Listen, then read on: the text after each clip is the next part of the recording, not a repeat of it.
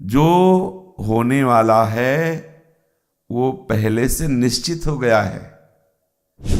अगर कोई उस राई घटे और तिल बढ़े के सिद्धांत को काट सकता है तो पुण्य अलग बैंक है, पाप अलग बैंक, वो जमा हो रहा है।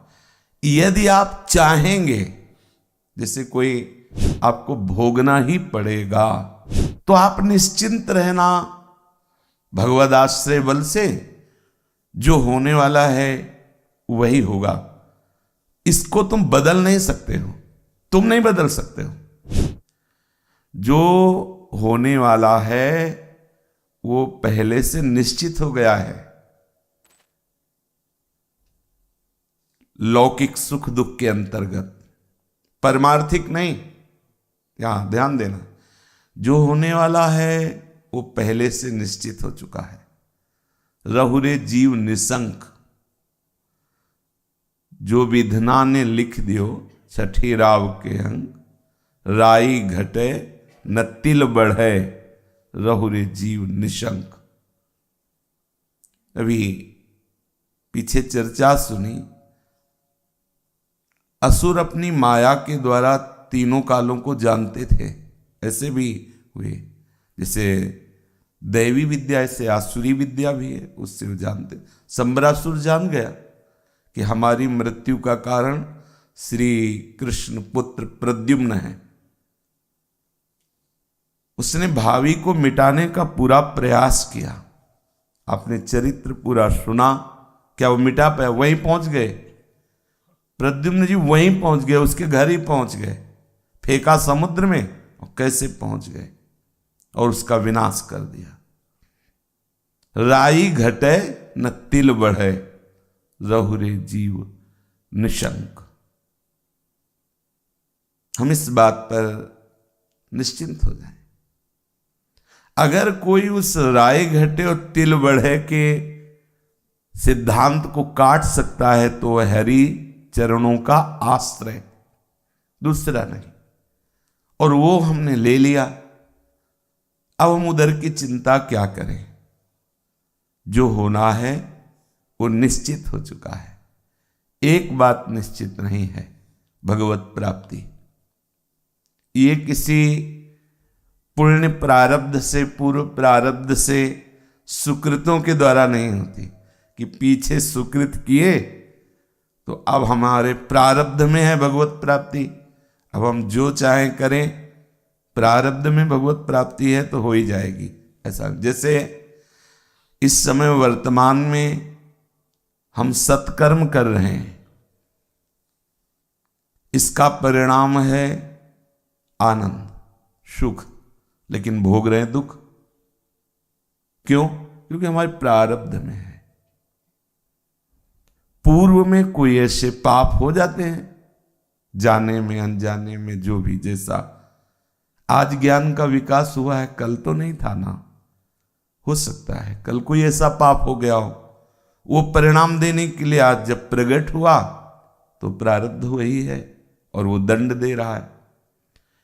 आज जो पाप कर रहे हैं हम और सुखी हैं, तो कल जो पुण्य हमारा आज का प्रारब्ध बन गया है वो वर्ताव में आ गया, तो हमें लग रहा है जो हम पाप कर रहे हैं इसका फल दंड नहीं मिल रहा। ये तो बड़ा रोज नई नई उन्नति, नया नया लाभ, वो अज्ञानी जान नहीं रहा कि पीछे के सुकृतों के बल से हो रहा है। पर इस सिद्धांत से भगवत प्राप्ति नहीं होती। ना चाहने पर भी, हम कोई चाह नहीं कर रहे, कोई मांग नहीं रहे हैं, फिर भी दुख आ रहा है। क्यों? क्योंकि हमारे प्रारब्ध में। ऐसे ना चाहने पर भी, कोई प्रयास ना करने पर भी, पूर्वकृत जो सुकृत है उसका फल सुख आ जाएगा, लेकिन भगवत प्राप्ति नहीं आएगी। कि भाई अपने आप प्रारब्ध, हम भजन करें न करें, भगवत प्राप्ति तो हो जाएगी क्योंकि हमारे प्रारब्ध में, हमारे भाग्य में। ये नहीं है, ये किसी के प्रारब्ध में, विधान में नहीं लिखा गया। ये आपका अभी का प्रयास है। मनुष्य जन्म मिलकर अब नवीन तुम्हें विधान इसी जन्म में बनाना है। सारे विधानों को रोक देना है। क्योंकि जो हमारे शुभ अशुभ विधान आ रहे हैं ना, वो हमें भगवत प्राप्ति के मार्ग में नहीं चलने देंगे। शुभ आएगा तो अनुकूलता घसीटेगी, अशुभ आएगा तो प्रतिकूलता घसीटेगी। तो हमें भगवत मार्ग में चलने में दोनों बाधक है, तभी तो शुभ अशुभ विनाश करना होता, शुभ अशुभ दुर्ग विध्वंसी, तब जयति जयति जब उच्चरे, शरण निरापक पद रमित सकल, अशुभ शुभ नंस, शुभ और अशुभ दोनों का नाश। मतलब सुख और दुख दोनों से बिलग होके चलना है। तो हम निश्चिंत रहें, सुख और दुख का विधान हमारे टाले नहीं टल सकता। जैसे अभी हम सुकृत कर रहे, पुण्य कर रहे, तीर्थयाटन आदि और भी सब, ये हमारे पाप को नष्ट नहीं करेंगे, समझना। पुण्य अलग बैंक है, पाप अलग बैंक, वो जमा हो रहा है। यदि आप चाहेंगे, जैसे कोई इसका ज्ञान ही नहीं रखता, दान पुण्य तीर्थयाटन ये सब कर रहा है, तो उसका वो जमा हो रहा है। लेकिन जो दुष्कृत कर रहा है वो उसका जमा हो रहा है, और दोनों का परिणाम उसको भोगना पड़ेगा। अब एक है सत्संगी, वो जान गया कि पुण्य और सुकृत के बल से हम पापों का नाश करके आगे बढ़ सकते हैं। अब उसने अंदर निश्चय किया कि मैं गंगा नहाने जा रहा हूं, मेरे पाप नष्ट हो जाए, तीर्थयाटन, मैं ये जो दान पुण्य, इसका सबका प्रभाव मेरे दुष्कृत नष्ट हो जाए और मुझे भगवत मार्ग में आगे बढ़ने का अवसर मिले। अब उसके नष्ट होने लगेंगे, क्योंकि वो अपने सुकृत के द्वारा दुष्कृतों का नाश कर रहा है। और इन दोनों से एक अलग मार्ग है, भगवत शरणागति। जैसे चाहो मुझे चलाओ नाथ, मैं आपका हूं, खत्म। यहां से सुकृत और दुष्कृत का शासन खत्म। अब पूरी बागडोर सारथी बन करके श्री कृष्ण ने अपने हाथ में ले ली। हाँ, बुरा प्रारब्ध जो आया, थोड़ी आंच लगेगी, वो जला नहीं सकता। अनुकूल बनाने के लिए विषय भोग आएंगे पूर्व पुण्यों के परिणाम से, लेकिन लुभायमान नहीं कर पाएंगे, क्योंकि बागडोर श्री कृष्ण ने संभाल ली। तो निश्चिंत रहो। यदि आप श्री कृष्ण शरणागत नहीं, प्रभु के शरणागत नहीं है, तो अच्छे पवित्र आचरण से भावना अपवित्र आचरणों को मिटाकर आगे बढ़ने की। यदि ये भी नहीं है, तो फिर दोनों जो कर रहे उसका फल अवश्य में भोक्तव्यम कृतम कर्म शुभाशुभम। ये आपको सत्संग के द्वारा निश्चय करना होगा कि आप किस मार्ग के पथिक हैं। केवल वाणी से कह देने से बात नहीं बनती, अंदर से आपको चलना होगा, स्वीकृति करनी होगी। एक मार्ग शुभ अशुभ कर्मों का, वो स्वाभाविक आपको भोगना ही पड़ेगा।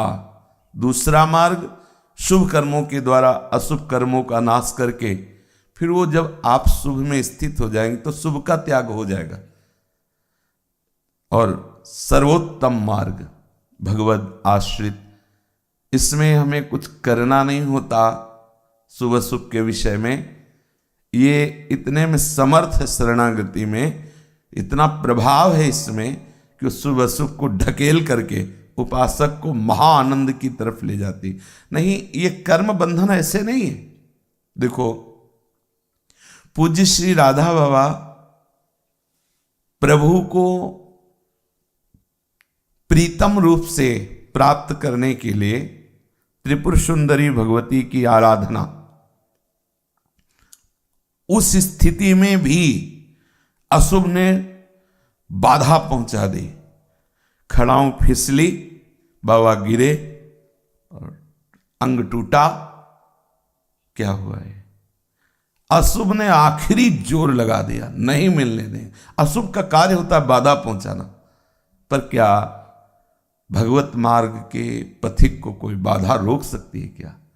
क्या रुका? बाबा का आराधन पथ रुका नहीं। आगे बढ़ गए, उसे परास्त कर दिया, प्रारब्ध को परास्त कर दिया। देखो, इस भगवत प्राप्ति के मार्ग में प्रलोभनों से बचना है, दुख से बचना है, और ये निश्चय डट के कर लेना है कि आप नहीं हटने वाले। अगर हमारे पैर काट दिए जाएंगे तो पड़े पड़े मैं यही राह देखूंगा कि प्रभु अब मैं चल नहीं सकता, तुम आ जाओ, हे करुणा में प्रिया प्रीतम तुम आ जाओ। दूसरी बात नहीं करेंगे कि हमारे पैर ठीक कर दो, हमारी पीड़ा मिटा दो, ये बात नहीं कहेंगे। यही कहेंगे कि दौड़ लगाई पर पहुंच नहीं पाए नाथ, अब आप आ जाओ। ये इस मार्ग का ये स्वरूप है। तो आप निश्चिंत रहना, भगवद आश्रय बल से जो होने वाला है वही होगा। इसको तुम बदल नहीं सकते हो, तुम नहीं बदल सकते हो। जो होने वाला है वो किसी के भी तारे टर नहीं सकता। बोले कैसे? बोले देखो, बड़ी सावधानी रखी गई थी कि अमृत असुरों को एक को भी ना मिलने पावे। ये प्रभु ने इशारों के द्वारा, संकेत के द्वारा निर्देश कर दिया, क्योंकि वहां दोनों थे। इशारे से कहा कि विपरीत दिशा को पंक्ति लगाकर बैठो, और मैं स्वतंत्र हूं जब मोहिनी रूप में, और अमृत का कलश हाथ में लिए खड़े हैं दैत्य पक्ष में, और देवताओं को इशारा कर रहे हैं। दैत्य तो उनकी लजीली चितवन मुस्कान इसी में बिक गए हैं, और देवता जान रहे मेरे हित के लिए मेरे प्राणनाथ प्रभु श्री हरि ने ये ऐसी लीला करके रूप धारण किया, इसलिए वो लुभायमान नहीं थे। देवता लुभायमान नहीं थे, ये स्वांग कर रहे हैं मोहिनी रूप धारण करके मेरे प्रभु मुझे अमृत पिलाने के लिए। प्रभु ने इशारा किया कि सावधानी रखना। इतनी सावधानी देवताओं ने रखी, पर मध्य में राहु आके चुपचाप, राहु ने देखा कि कलश तो उल्टा होता जा रहा है, और ये कह रहे थे कि हमें टोकना नहीं, और हम लोगों के साथ तो छल हो रहा है, हमें तो बूंद नहीं मिलेगा। तो बीच में ऐसे सब पीने के उसमें थे, वो बीच में आके, इधर सूर्य इधर चंद्र, बीच में आके, और वो प्रभु ऐसे देख रहे थे, प्रवाह में वैसे चला जा रहा था गिरता हुआ, वो ऐसे सूर्य चंद्र ने कहा प्रभु, राहु तत्काल सुदर्शन से तत्काल, पर वो यहां तक पहुंच चुका था। तो बोले देखो भाभी, अब वो अमर हो गया ना, आज भी कहाँ राहु और कहाँ सूर्य चंद्र, लेकिन आज भी ग्रहण पड़ता है, कोई रोक नहीं पाए। वो वैर मान करके ग्रहण पड़ता है। बोले भाभी को कैसे कोई मेट सकता है? दूसरी बात करें, कोई जोग लगन में कमी हो गई थी, इसीलिए ये भारी विपत्ति आ रही। तो वे त्रिकालज्ञ उपरोहित श्री वशिष्ठ जी महाराज बहुत शोध करके लगन रखी। त्रिकालज्ञ वर्तमान भूत भविष्य तीनों के ज्ञाता हैं। दशरथ जी ने उपरोहित पद पर उनका वर्ण किया है। वशिष्ठ जैसा उपरोहित, विचार में कोई कमी नहीं, खूब रच के लगन ग्रह नक्षत्रवार तिथि सब संयोग बैठाया। क्या हुआ? महाराज दशरथ का मरण हुआ। हेतु क्या हुआ? प्रभु का वनवास। अरे ब्याह होने के बाद तो बहुत आनंदमय जीवन कटना चाहिए, लगन शोध करके त्रिकालज्ञ उपरोहित के द्वारा, वही हेतु बना। जुगल सरकार को देख करके दशरथ जी का हृदय आनंद में भर गया। बस हमारे जीवन का परम लाभ हो गया। अब हमारे राजपद पर, चक्रवर्ती सम्राट पर हमारे बड़े पुत्र राम अभिषिक्त किए जाएं, यही हमारी इच्छा है। भावी ने ऐसा उल्टा खेल खेल दिया कि महाराज को इसी वियोग में पधारना पड़ा। प्रभु के बिना वो जी नहीं सके। धन्य है उनका प्रेम। बंदो वध भुआल सत्य प्रेम जहि राम सो, बिछुरत दीन दयाल तन तृण यू परिहर्यो। तिनके के समान शरीर को छोड़ दिया। ऐसे त्रिकालज्ञ सर्व सामर्थ्यशाली महामुनि वशिष्ठ जी के होते हुए भी ये घटना नहीं टली। प्रभु वनवास गए, बड़ा कष्टप्रद। हम भगवत्ता पर नहीं, उनकी लीला पर दृष्टि डालते हैं।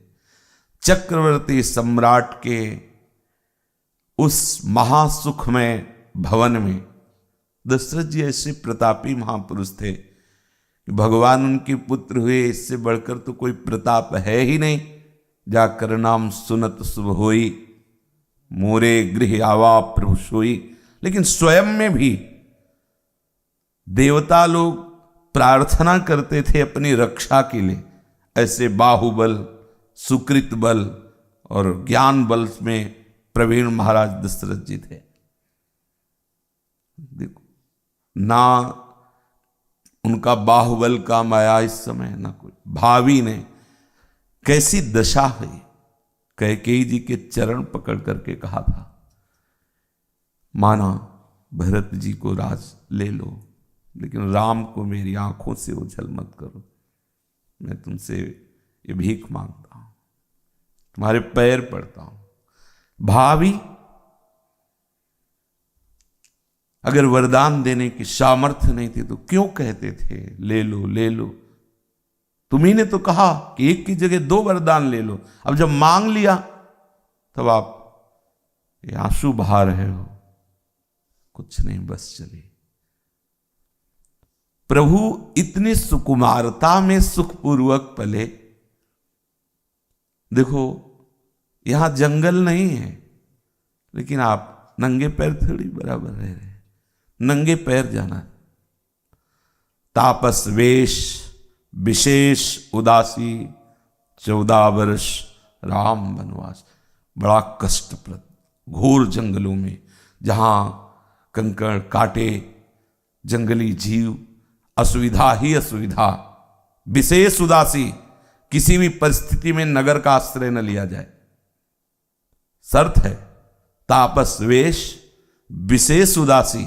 कोई भी ग्रामीण सुख, गृहस्थ सुख न भोगा जाए। तपस्वी का वेश हो और वनवास ही हो। प्रभु अक्षरशः पालन किया। अक्षरशः मर्यादा पुरुषोत्तम है। पिता के प्रति कितनी समर्पित वृत्ति पुत्र की होना चाहिए भगवान ने दिखाया। एक भी शब्द नहीं बोले कि उसमें सुबह राज्याभिषेक होने वाला है और आप ऐसा। बहुत प्रसन्न हुए कि पिता के वचनों के पालन करने का सौभाग्य प्राप्त हुआ और माता के चरणों, कैकेयी माता के चरणों में प्रणाम किया। आंतरिक रहस्य की हम तरफ नहीं जाते, हम तो प्रगट बात कहते हैं। प्रभु बन बन भटके, शोध के विचार करने वाले त्रिकालज्ञ वशिष्ठ जी, क्या उनको ये बात नहीं दिखाई दी थी? क्या ग्रह नक्षत्रों में कोई त्रुटि हो गई थी? क्या भावी मिटाई नहीं जा सकती। राम बन बप धरि विपत्ति भरे। बड़ा कष्टप्रद जीवन वनवास का। और फिर ऐसी पतिव्रता श्री जानकी जी, प्रभु ने स्वयं कहा कि तुम्हारे श्रीअंगों में इतनी सुकुमारता है कि वनवास की जो उष्णता है, शीतलता है, अधिक ठंडी, गर्मी और नाना प्रकार के कष्ट, उचित रहेगा पिता के भवन में यहाँ और विदेहराज के भवन में